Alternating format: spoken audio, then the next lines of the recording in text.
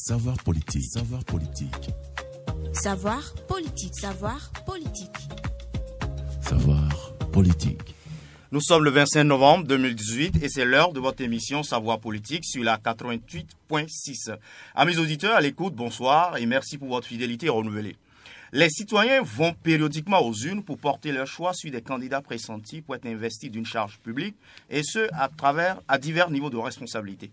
Au lendemain des élections, se fondant sur leur légitimité, les autorités prennent des décisions qui influencent la vie et le quotidien de leurs électeurs. Mais ces citoyens électeurs savent souvent très peu comment ces décisions publiques, qui impactent leur vie, sont prises et les conditions qu'elles doivent réunir pour être considérées comme telles. La décision publique est donc le thème autour duquel se mènera le débat de ce soir. Qui doit prendre une décision publique? Quand dit-on d'une décision qu'elle est publique? Qui peut répondre d'une décision publique? Existe-t-il des critères auxquels doit satisfaire une décision publique? Les citoyens peuvent-ils participer à la prise de décision publique? Voilà autant de questions qui seront abordées pendant les 52 minutes que dure votre émission. Et nous avons ici avec nous deux invités dans ce studio. Le docteur Fidèle Aina, docteur en sciences politiques, enseignant-chercheur à l'université d'Abomey-Calavi. Bonsoir, professeur. Bonsoir, monsieur. Merci de nous revenir pour cette émission. C'est moi. D'accord. Alors, en face de lui, nous avons monsieur Agbeti Korkou-Forstin, qui est spécialiste en prospective et développement. Bienvenue, cher invité. Bonsoir, monsieur Alain Tossounou. Bonsoir, Fontaine Moutagny. Bonsoir, docteur Aina. Alors, bonsoir donc, chers invités. Alors, une chronique est préparée sur le sujet en vue de vous permettre, chers auditeurs, de mieux appréhender le thème de ce numéro de Savoir politique que j'ai le plaisir de conduire avec Fontaine Moutagny. Bonsoir Fontaine. Bonsoir Alain, amis auditeurs, bonsoir. Avant d'entrer dans le vif du sujet de ce numéro, je voudrais rappeler à nos auditeurs que Savoir politique est une émission à caractère pédagogique et d'éducation citoyenne initiée par le Centre d'études sociologiques et de sciences politiques CESPO de l'Université d'Abomey-Calavi en partenariat avec Océan FM, la radio des défis. Le CESPO, faut-il préciser, est un laboratoire de recherche politique de l'Université d'Abomey-Calavi dirigé par le professeur Idjen Kakai, agrégé de sciences politiques. Cette émission vous offre la possibilité de gagner des ouvrages intéressants en participant au jeu Remue-Ménage, dont la question du jour est la suivante. Une décision est dite publique lorsqu'elle est publiée dans les médias. Vrai ou faux? Justifiez votre réponse en 2 phrases maximum. Une décision est dite publique lorsqu'elle est publiée dans les médias. Vrai ou faux? Justifiez votre réponse en 2 phrases maximum. Vos réponses sont attendues via WhatsApp au numéro 94 11 29 09. 94 11 29 09 ou sur notre page Facebook, tapez Centre d'études sociologiques et de sciences politiques-CESPO, cliquez j'aime et répondez à la question. Les ouvrages à gagner sont offerts par l'ambassade des États-Unis près le Bénin et le CESPO. Savoir politique est une émission interactive et vous pouvez intervenir pour poser des questions en appelant les 65 00 24 24 et 61 53 90 53 dès que les standards seront ouverts. Alors, docteur Aina, dites-nous, qu'est-ce qu'on peut comprendre par décision? Je vous remercie. Je vous remercie également pour l'initiative de cette émission Savoir politique, qui est un rendez-vous du donner et du recevoir. Ce qu'on entend par décision, plus précisément par la décision publique, puisque c'est de ça dont il s'agit, la décision est la décision, c'est le résultat d'un processus de marchandage, de transaction, à l'intérieur d'un processus décisionnel mis en place par un système politico-administratif. Alors, dites-nous, chers invités, alors, quand le professeur et le docteur Aina vient de dire, il a parlé du processus décisionnel et autres. Alors, quand dit-on qu'une décision est véritablement publique? Okay. Merci. À la suite de docteur Aina, je voudrais vous dire que la décision elle-même est un acte par lequel quelqu'un choisit ou sélectionne, après examen, une solution ou un type d'action parmi différentes alternatives pour régler un problème. Et en prospective, on dit pour anticiper sur une situation qui peut intervenir dans l'avenir. La décision devient publique lorsqu'elle est prise par une autorité d'intérêt public, c'est-à-dire par les gouvernants. Et cette décision, lorsqu'elle est prise par les gouvernants, c'est forcément pour régler un problème au profit des gouvernés. Alors, docteur Ayena, on entend souvent aussi parler de politique publique. Quelle différence peut-on faire entre politique publique et décision publique? Évidemment, il ne faut pas confondre les deux notions. Les politiques publiques, c'est d'abord un ensemble de programmes. C'est ce qu'on va appeler par le terme équivalent en anglais, les policies. Un ensemble de programmes élaborés par les acteurs, les décideurs publics, le gouvernement, etc., ou au niveau local, les municipalités, les communes. Donc, les politiques publiques, d'abord, respectent un certain nombre de principes ou de conditions. C'est-à-dire qu'avant d'arriver aux politiques publiques, il faut d'abord remarquer, identifier une situation qui fait problème. Et cette situation qui fait problème interpelle donc la réaction des pouvoirs publics, et cette réaction est définie à travers les politiques publiques. Une élaboration, donc la formulation des options de solution à cette situation problème. Et après cette formulation des options de solution, donc qu'on va appeler les politiques publiques, il faut aussi passer, puisque ça ne se suffit pas à elle seule. Il ne suffit pas de formuler des politiques publiques pour dire qu'on est dans les politiques publiques. Encore faut-il passer à l'étape de leur mise en œuvre. Donc, et c'est à la mise en œuvre maintenant qu'on va vérifier, la faisabilité des options de solution. Et il ne faut pas aussi se suffire de la mise en œuvre. Il faut aussi passer à l'évaluation. Donc, voyez-vous, il y a tellement d'étapes qu'il faut suivre dès l'identification d'une situation qui fait problème à la société. Alors, voilà les étapes à suivre en ce qui concerne les politiques publiques. Est-ce que la décision publique a aussi des étapes? Justement, j'allais rebondir dessus puisque votre première question, c'était de savoir comment on peut distinguer politique publique et décision publique. Il faut dire que la décision publique, c'est maintenant le processus final, en vérité, de ce qui a résulté d'un processus de marchandage ou de transaction entre plusieurs acteurs.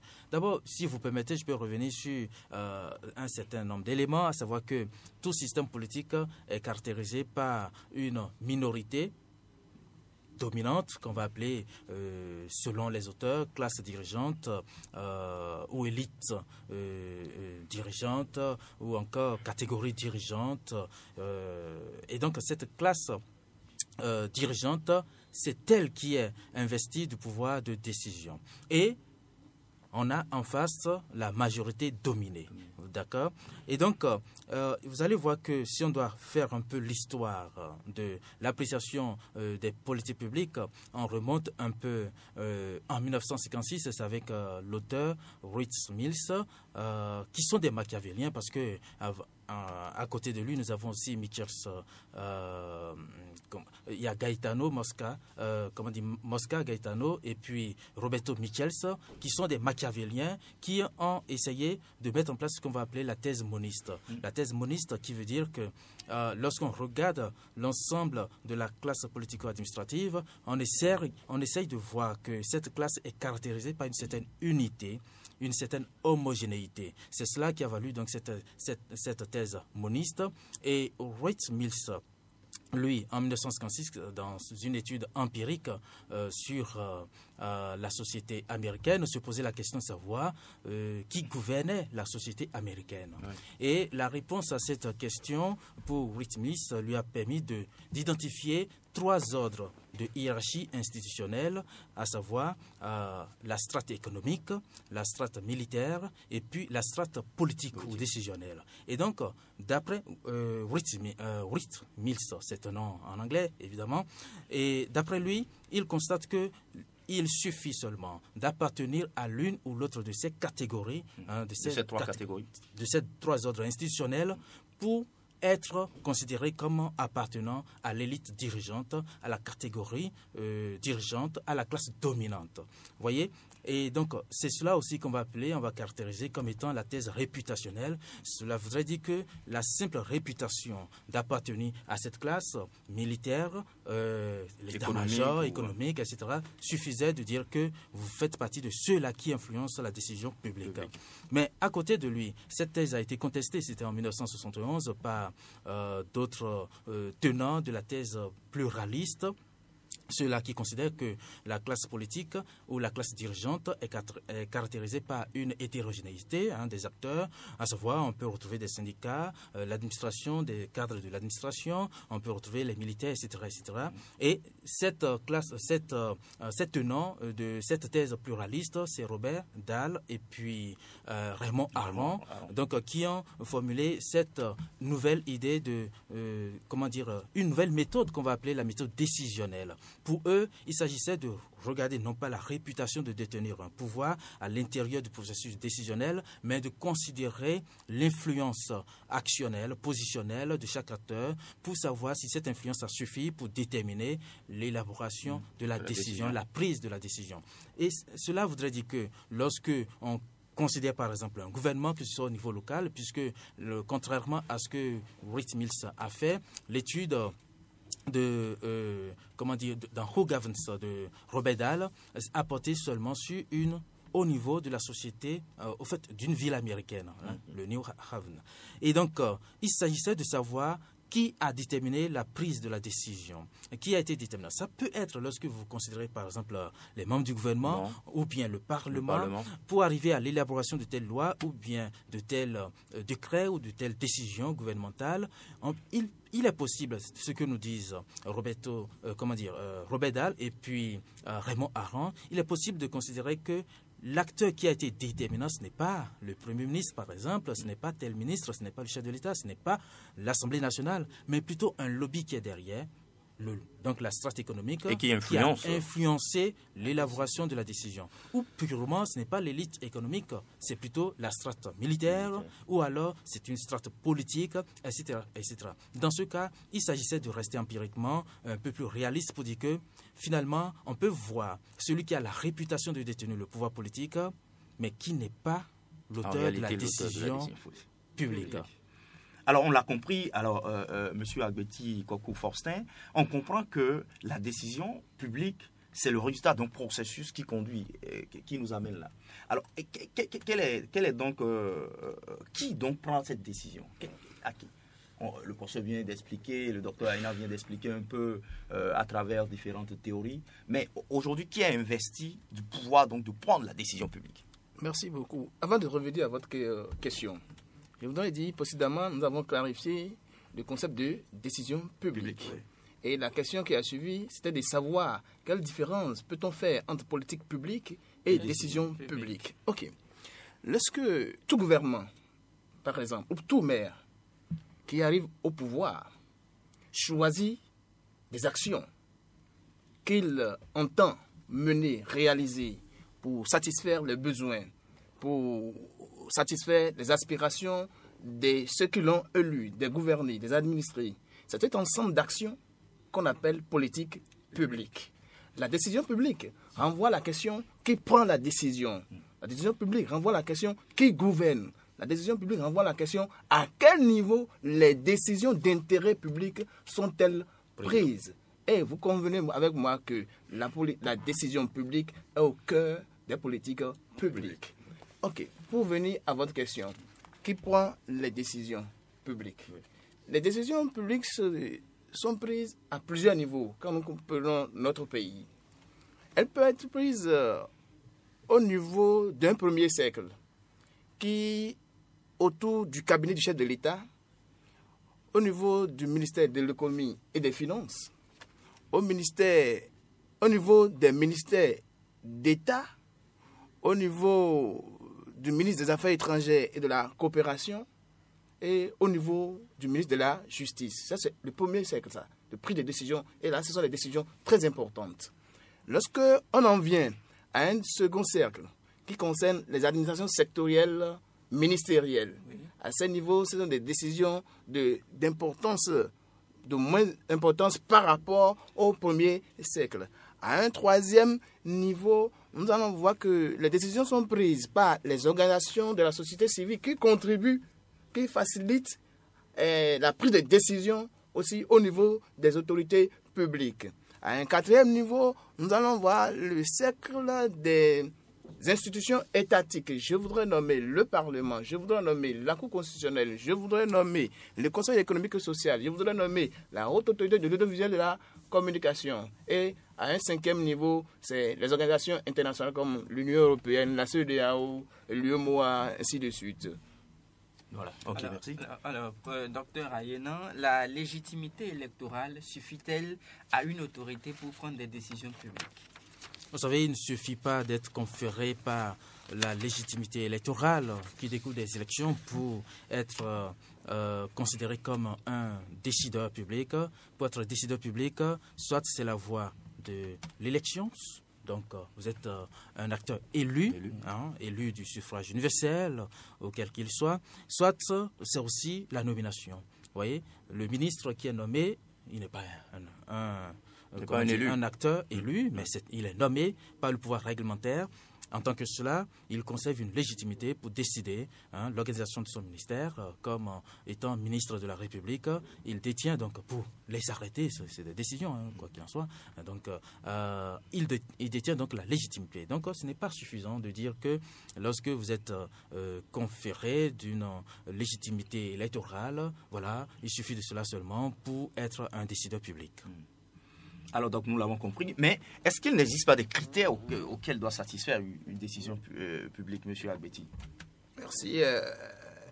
Forcément, il y a des critères. Parce que la décision publique, de par sa qualité, de par sa pertinence, conditionne et oriente l'avenir de la décision elle-même. Et par conséquent, de par son importance et sa portée, décide de l'avenir du système État ou de l'avenir du système collectivité territoriale décentralisé. D'où la rationalité des décisions publiques. Et pour qu'une décision publique soit rationnelle, elle obéit à deux critères. Le premier critère, c'est la faisabilité, c'est le coût politique. Et le second critère, c'est la faisabilité technique. Par coût politique, nous entendons, est-ce qu'en voulant prendre la décision, l'autorité publique a pris en compte les critiques et les recommandations des différentes catégories d'acteurs de la société?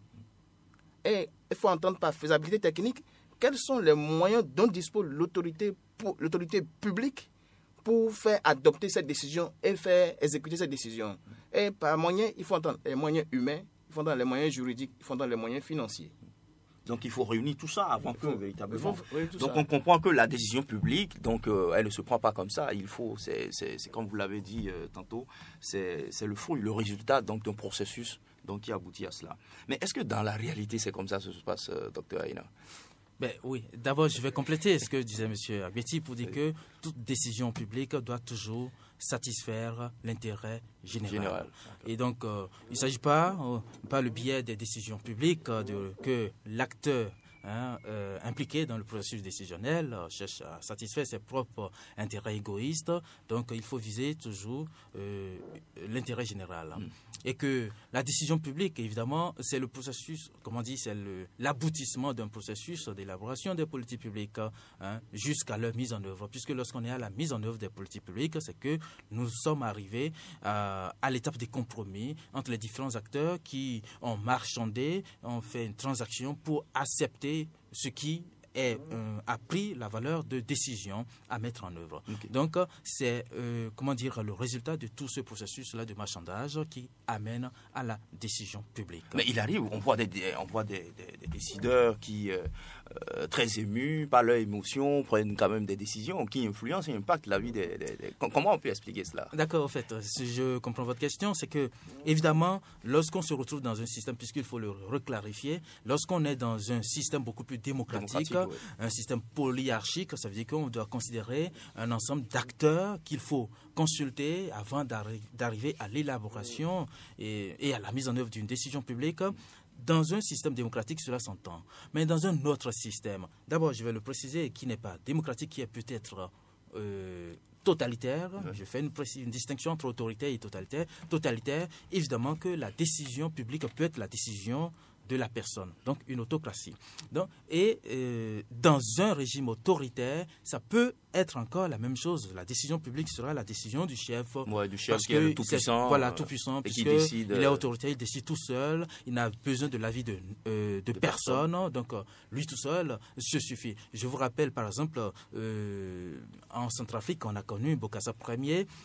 Bokassa Ier venait sur les plateaux de radio, de télévision, et puis, sur la base de ses propres rêves, va prôner une décision publique.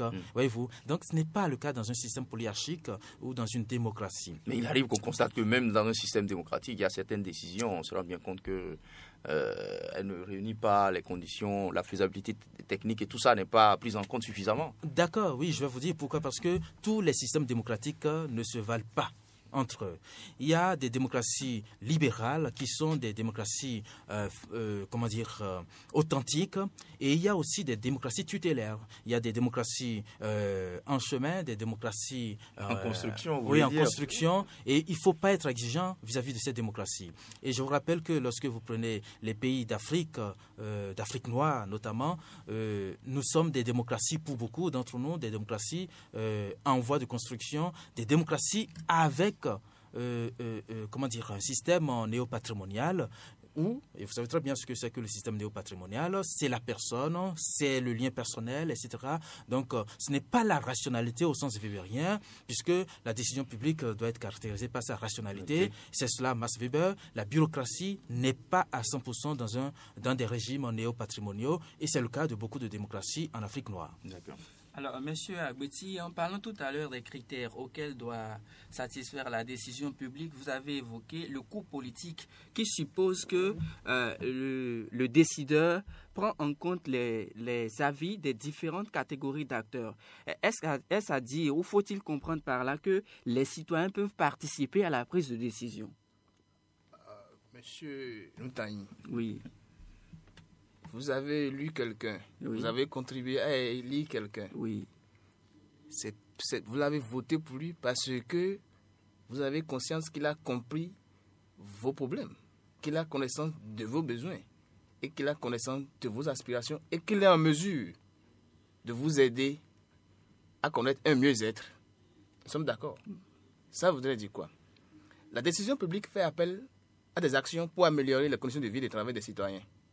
Par conséquent, elle tient à régler un problème relatif à l'existence des citoyens. Oui, les citoyens peuvent participer à la prise de décision. Ils doivent faire connaître leurs problèmes et en montrer aux gouvernants leurs responsabilités par rapport à ces problèmes. Pour ce faire, ils doivent se mobiliser pour faire connaître le problème dans l'espace public. Il faut publiciser son problème. Et c'est lorsque vous publicisez le problème que l'autorité publique peut l'inscrire sur son agenda. Oui, lorsque vous parlez d'espace public, est-ce que vous pouvez clarifier un peu, inscrire le problème dans l'espace public? Est-ce que vous pouvez expliquer à nos auditeurs? Je prends le cas d'une décision qui a été récemment prise et rapportée.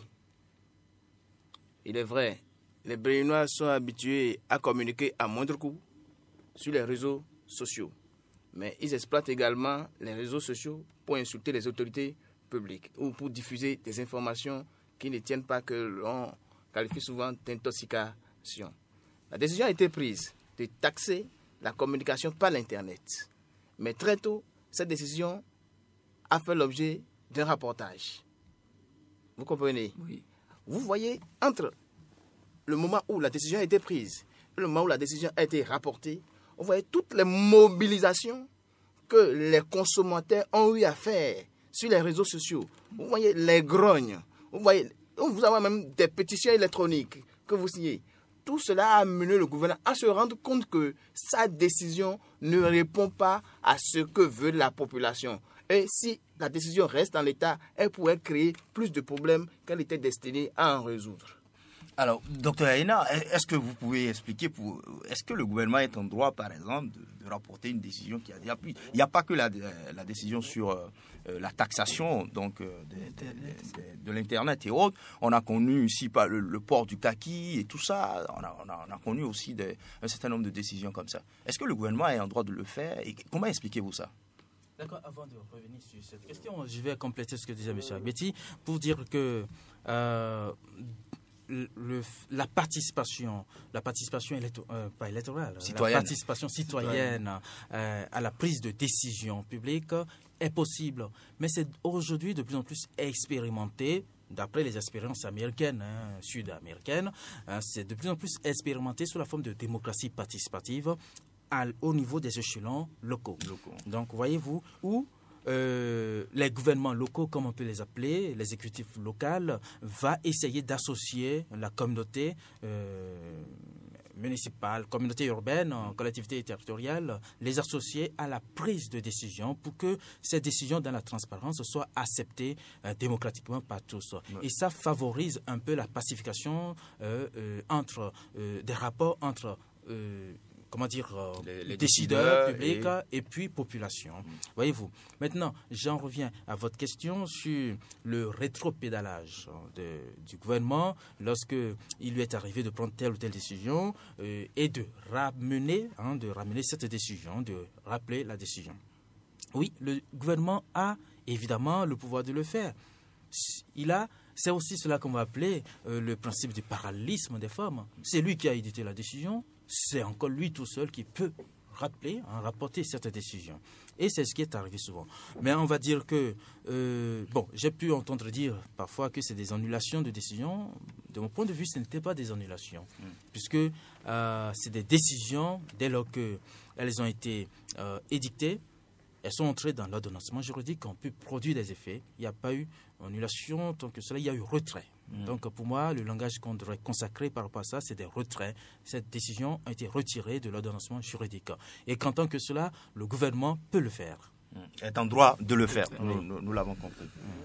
Alors, on parle là on a parlé de la participation et puis on a parlé du rapportage des décisions. Vous avez parlé de retrait. Est-ce que les citoyens peuvent susciter auprès du gouvernement le retrait des décisions? Parce que là, c'est sur l'initiative même du gouvernement que le retrait sur certains points, c'est sur l'initiative même du gouvernement que le retrait est fait. Est-ce que parfois il arrive, ou quels sont les autres mécanismes, à part la mobilisation des citoyens, quels sont les autres mécanismes qui sont prévus, par exemple, par les textes qui permettent aux citoyens de participer ou de susciter le retrait des décisions quand celles-ci ne leur conviennent pas? Vous savez, vous parlez de mécanisme, il n'y a pas de mécanisme institutionnel. Parce que tout à l'heure, on a dit que il y a des acteurs qui sont des élus et en tant que cela, ils sont porteurs d'une légitimité électorale pour décider pour la communauté publique. Et il y a des acteurs qui sont des acteurs nommés et qui aussi sont investis d'une légitimité pour décider. Dès lors qu'on a des acteurs, c'est ça, la catégorie, la minorité dirigeante, ils ont le pouvoir de nous gouverner, de nous diriger. Et donc, c'est une habilitation que nous leur avions conférée. Même lorsqu'ils ont été nommés, ils ont été nommés par un acteur qui est élu. Voyez-vous, donc c'est une, défragmentation de la légitimité même électorale qui se fait aussi au niveau de la nomination.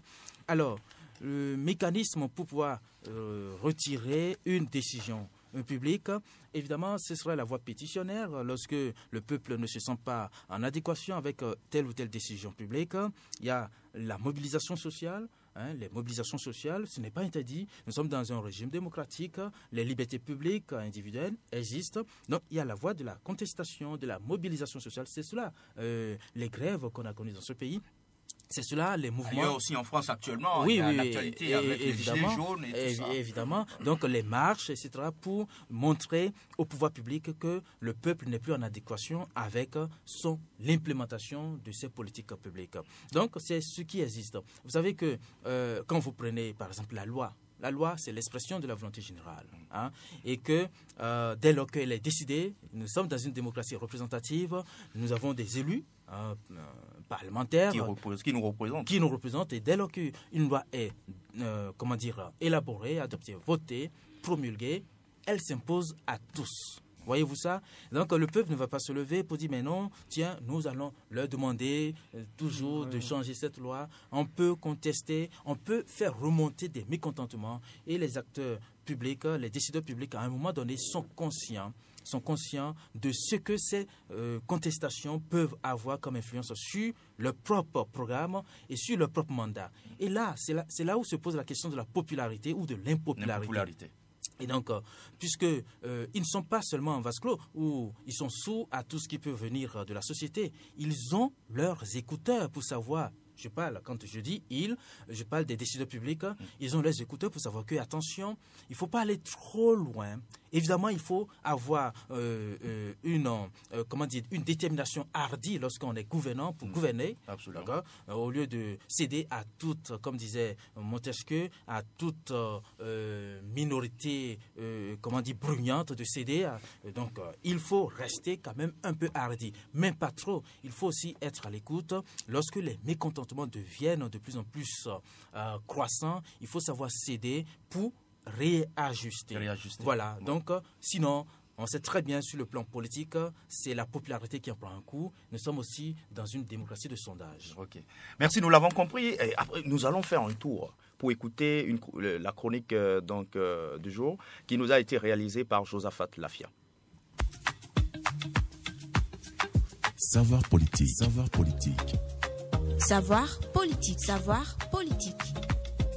Savoir politique. Savoir politique. La démocratie, perçue comme le pouvoir du peuple par le peuple et pour le peuple, présume la collégialité de la décision publique. Mais dans la pratique, il n'est pas anodin d'observer que les acteurs politiques revendiquent parfois être ceux qui, en dernières instances, prennent les décisions relatives à la régulation des rapports de force sociaux. En tant que tel, la question du rôle de la décision dans la gouvernance de la cité mérite bien d'être posée. Mais avant, il est intéressant d'élucider la notion de décision publique, de chercher à savoir qui prend la décision et comment cela intervient. Décider provient du verbe latin decidere, qui signifie trancher. Ainsi, au sens commun, la décision est le fait d'un acteur qui effectue un choix entre plusieurs solutions susceptibles de résoudre un problème auquel il est confronté. Pour Max Weber, c'est un élément de coercition, de contrainte légitime. Une décision publique est donc toute décision prise par une autorité investie de puissance publique dans le but de résoudre des problèmes publics. Toutefois, la décision publique, faut-il le rappeler, revêt 4 caractéristiques essentielles, à savoir la collégialité, la cohérence, l'autorité et le formalisme. La cohérence et le formalisme de la décision impliquent et exigent que celle-ci assure le lien entre le passé, le présent et le futur et doit respecter les règles de forme des actes administratifs. Mais qu'en est-il alors du décideur? Robert Dahl, dans son étude sur la ville de New Haven, montre qu'une vingtaine d'individus peuvent être identifiés comme décideurs. Mais la décision est souvent indissociable de la nature du régime politique. Ainsi, il est constatable que, dans chaque pays, la Constitution définit l'ancrage et l'exercice du pouvoir exécutif. Au Bénin, la Constitution du 11 décembre 1990, en son article 54, fait du président de la République le détenteur du pouvoir exécutif. Il est le chef du gouvernement et dispose de l'administration publique et de l'armée. Et plus loin, dans l'article 55, il fait du Conseil des ministres, présidé par le chef de l'État, l'organe faîtier de prise de décision qui traduit la solidarité, l'efficacité et le dynamisme de l'équipe gouvernementale. C'est donc le cadre par lequel le chef de l'État agit sur la politique générale de l'État, initie les projets de loi et prend les ordonnances et décrets réglementaires. Ces prérogatives peuvent être déléguées dans les conditions fixées par la loi. Toutefois, Bashrach et Baratz ont montré que les élites ne pouvaient se réduire à leur capacité à prendre des décisions. Ainsi, le gouvernant a également la capacité de ne pas faire. C'est le cas par exemple lorsque le ministre de l'Intérieur et de la Sécurité publique reporte la décision de réprimer les conducteurs d'engins à 2 roues non immatriculés jusqu'au 1er décembre 2018. L'analyse du processus décisionnel est un exercice complexe qui appelle à interroger les acteurs sur le terrain. En effet, selon Simon Ebets, nous manquons d'informations et de ressources pour mieux élucider notre décision. On parle ainsi de rationalité limitée. Dans la pratique, l'analyse du processus décisionnel nous emmène à classer les décisions suivant le modèle top-down ou approche par le haut et le modèle bottom-up ou approche par le bas. La première analyse l'influence des décisions publiques sur les communautés. Ici, la décision est centrale et les choix de l'État s'imposent aux administrations périphériques. Dans le second cas, ce sont les communautés à la base qui suscitent la décision. Ici, on s'intéresse aux décisions des communautés concernées et les relations opérationnelles entre les différents acteurs. Ces deux approches, quoique symétriques, doivent se compléter dans la pratique pour le triomphe de l'esprit démocratique qui appelle à une forte implication du peuple dans la décision publique. De nos jours, les controverses que suscitent les décisions publiques dans nos États démocratiques nous emmènent à nous questionner sur le rôle effectif de la décision publique dans nos sociétés. En effet, ce n'est que secret de polichinelle que de dire que dans nos États démocratiques, les gouvernants usent de leur autorité pour prendre des décisions à caractère restrictif des libertés fondamentales et qui visent à soumettre leurs opposants. Les décisions publiques dans nos pays posent de plus en plus le problème du ressort social et manque d'adhésion populaire. Cet état de choses montre combien il n'est pas aisé de prendre une décision publique. Le décideur public, face à la responsabilité qui est la sienne, se retrouve face à une double option entre société et administration. Par ailleurs, la décision publique est une étape décisive dans l'engagement des réformes.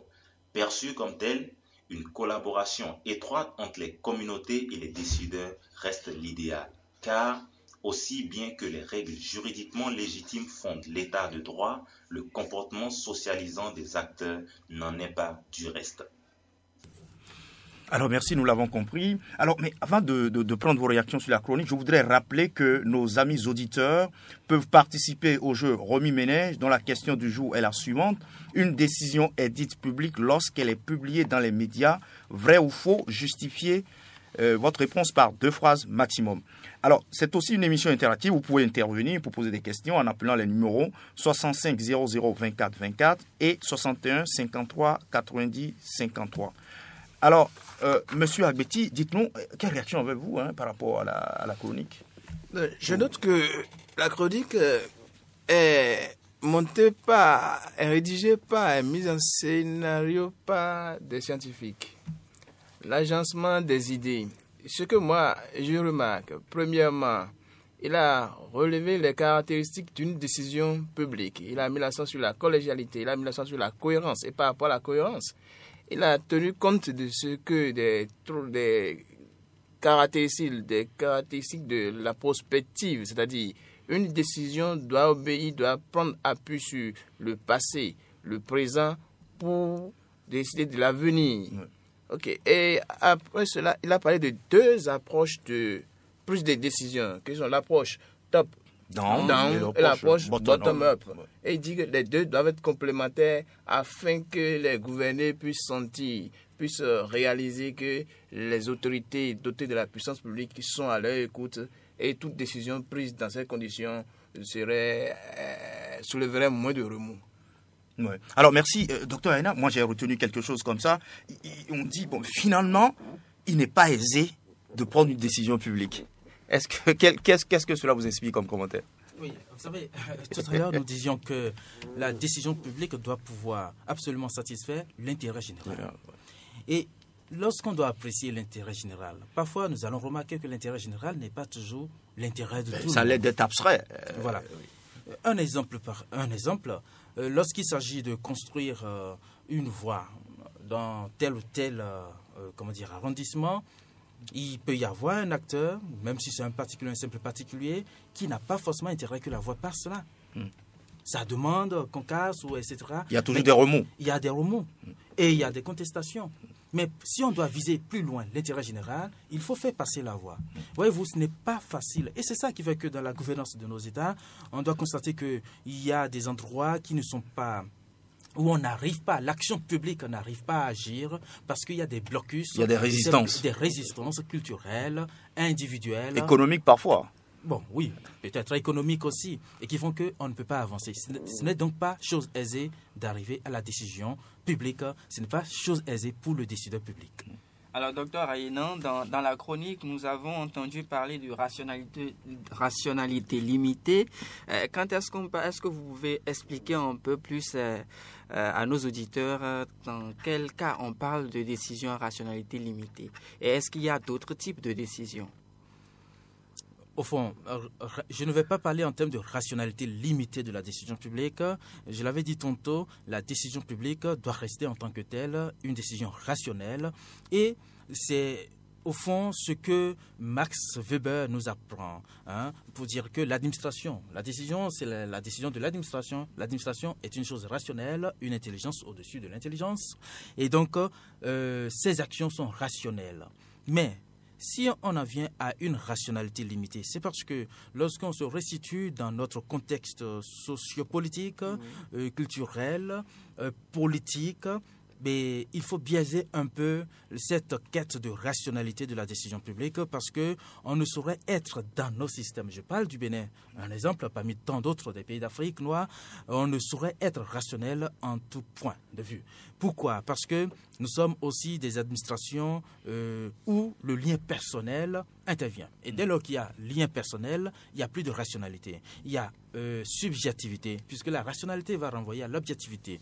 Donc, on doit pouvoir tenir compte quelque part des relais sociaux, des relais patrimoniaux. C'est aussi non pas seulement une affaire de marchandage politique et économique, mais aussi un système de patronage. Le clientélisme peut intervenir au sein même du processus de la décision. Alors, nous l'avons compris, est-ce qu'on peut dire que le Conseil des ministres est une instance souveraine de prise de décision publique? Parce que tous les mercredis, on a quand même... tout le monde est accroché. Aujourd'hui, c'est via les réseaux sociaux. On attend le Conseil des ministres et tout ça. Est-ce que c'est véritablement une instance souveraine de prise de décision publique? Merci beaucoup. Vous avez dit Conseil des ministres. Oui. La légitimité du Conseil des ministres, c'est devant le chef de l'État, puisque nous sommes dans un régime présidentiel. Et en tant que tel, le chef d'État est au service de qui? Des administrés. Oui. Et chaque ministre travaille pour qui? Pour satisfaire les besoins et les aspirations des populations. Nous sommes d'accord. Et le Conseil des ministres est sous la présidence effective du chef de l'État, de celui qui détient la légitimité électorale. Donc, les décisions du Conseil des ministres sont bel et bien des décisions publiques. D'accord, on l'a compris. Est-ce qu'il y a d'autres instances de décision publique, docteur Aïnan? Je vais rebondir sur ce qu'on vient de dire pour dire que le Conseil des ministres, tout comme le chef de l'État, chef du gouvernement, c'est notre cas dans un régime présidentiel, c'est ce que rappelait M. Agbetti tout à l'heure, il est dépositaire du pouvoir réglementaire.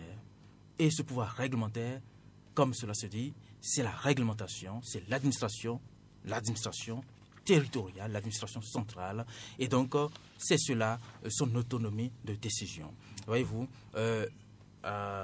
votre question tout à l'heure, c'est de savoir... Oui, je demandais s'il y a d'autres instances de prise de décision publique. Bien évidemment. En dehors du Conseil des ministres. Eh bien évidemment. Donc, puisque vous avez parlé de souveraineté, la souveraineté est déjà partagée puisque l'État, c'est quoi? C'est le Parlement, c'est le gouvernement. Et c'est les autres institutions. Donc, tous sont dépositaires d'un fragment de la souveraineté intérieure et internationale de notre pays. Donc, le Parlement aussi, dans l'élaboration, dans la procédure législative, est une instance d'élaboration de décisions publiques. Les lois sont publiques, ce n'est pas des lois privées. C'est pareil pour toutes les autres autorités qui existent ou tous les autres pouvoirs qui existent, le pouvoir ou l'autorité judiciaire. Local, par exemple. Et puis, ça, c'est au niveau centralisé et déconcentré de l'État. Mais aussi au niveau décentralisé, nous avons les pouvoirs locaux, donc l'exécutif local, les communes, les mairies, les municipalités, qui aussi sont dépositaires d'un pouvoir réglementaire au niveau de la, en tout cas de par les lois de la décentralisation, au niveau de leur collectivité territoriale. Je voudrais rappeler à nos auditeurs qu'ils peuvent intervenir en direct sur cette émission pour poser des questions en appelant le 65 00 24 24 ou encore le 61 53 90 53. Alors, l'autre chose dont notre chroniqueur a parlé, ce sont les modèles. Il a parlé du modèle bottom-up, du modèle top-down. Docteur Ayena, est-ce qu'on peut revenir un peu sur ces modèles-là pour clarifier à nos auditeurs ce qu'il faut comprendre? Vous savez, il faut comprendre deux choses. Soit c'est horizontal, soit c'est vertical. Voyez, c'est ce qu'on veut entendre par ces deux types de modèles. Et que lorsque nous prenons notre administration beaucoup plus centralisée, les décisions sont plus verticales. Vous allez voir, ça va découler ce que, puisque vous savez, c'est le Conseil des ministres, les décrets, si on prend notre régime béninois, les décrets, c'est délibéré en Conseil des ministres. Ce n'est pas le chef de l'État tout seul, c'est le Conseil des ministres. Et donc, comme c'est le Conseil des ministres, cela, par la voie de la déconcentration, s'impose au niveau de ceux-là qui sont des autorités déconcentrées, les préfets, etc. Et ça va remonter jusqu'à la base. Voyez-vous, ça c'est un modèle vertical, où ça part du haut vers le bas. Mais aussi, dans un modèle horizontal, ça peut partir de la base, d'accord, pour remonter. Et ça, c'est beaucoup plus l'option de la décentralisation, où au niveau local, puisqu'il y a une vie au niveau local de nos communautés urbaines, ou je dirais peut-être rural aussi, en tout cas, communauté locale, il y a aussi une vie politique où les décisions vont émaner de la base pour remonter. D'accord. Mais est-ce qu'il y a des avantages, M. Agbeti? Est-ce qu'il y a des avantages ou inconvénients par rapport à chaque modèle là, quand on prend le modèle top-down, le modèle bottom-up? Oui, l'approche top-down, qui voudrait que les décisions soient prises par la hiérarchie supérieure et soient relayées jusqu'à la base. Il y a bel et bien des inconvénients. D'abord, le processus de prise de décision est un processus complexe, intellectuel complexe, où déjà à l'étape en amont de la prise de décision, il y a l'existence d'un problème. D'abord, à l'étape de l'identification et de la compréhension du problème. Mais vous parlez du problème public, quand vous parlez du problème. Oui, du problème public. L'autorité s'appuie sur ses collaborateurs qui l'aident à analyser le problème, à comprendre le problème. Mais ces collaborateurs ont des moyens de détourner l'analyse du problème et peuvent orienter la prise de décision à terme à leur profit. Premier niveau. Un deuxième niveau, lorsqu'il faut rechercher les solutions afin d'en sélectionner une pour régler le problème, l'autorité fait appel à des experts, à des conseils, à des consultants. À ce niveau également, ces personnes, ces experts, ces conseils, ces consultants ont également des moyens de détourner la décision et de mettre l'autorité, de piéger l'autorité. À la phase d'exécution de la décision, à ce niveau aussi, ceux qui sont chargés de mettre en œuvre la décision peuvent chercher à arrondir la décision en dessous leurs angles autant que cela peut leur profiter. Est-ce que c'est, docteur Henné, est-ce que ça se passe comme ça parfois dans l'administration? Il arrive donc que l'autorité soit piégée? En fait, je ne vais pas parler en termes de piège. Que l'autorité, vous prenez par exemple peut se tromper. Il peut se tromper, mais il a aussi des conseillers pour cela. Donc, et que ce n'est pas parce qu'il a des conseillers, puisqu'il n'a pas qu'un, il a des conseillers, il y a tant d'autres personnes qu'il va consulter, en dehors même de son cabinet, et c'est à lui maintenant de trancher. Mais vous savez, dans nos systèmes, tout comme cela se fait dans d'autres pays occidentaux, si vous êtes ministre, vous n'êtes pas obligé, puisqu'on n'est pas des démocraties élitaires ou élitistes, vous n'êtes pas obligé d'être un technicien à la tête de votre ministère. Il y a des cadres de l'administration qui sont là pour vous orienter. Et qu'en tant que cela, c'est des gens qui sont portés par une conscience technique professionnelle et qui vont apporter à l'autorité toute leur expertise pour l'aider à la prise de décision, afin que la décision soit caractérisée par sa pertinence.